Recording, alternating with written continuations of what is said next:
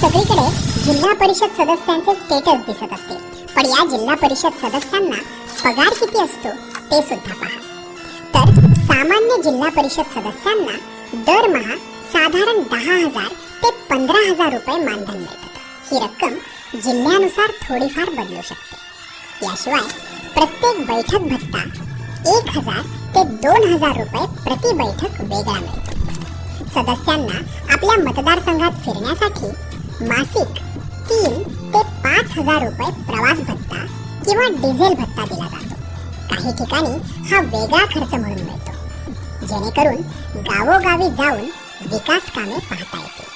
तर या सदस्यातून येणाऱ्या अध्यक्षांना दरमहा 20,000 रुपये मानधन मिळतं, तर उपाध्यक्षांना साधारण 15,000 रुपये आणि विविध विषय समिती सभापतींना 12,000 रुपये मासिक मानधन मिळते.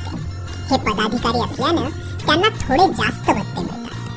सदस्यांना बैठकांसाठी येणे जाणे, फोन भत्ता, काही ठिकाणी निवास किंवा कार्यालयीन सुविधा मिळतात आणि हे मानधन शासनाच्या बजेटमधून जिल्हा परिषदेच्या निधीतून दिलं जातं.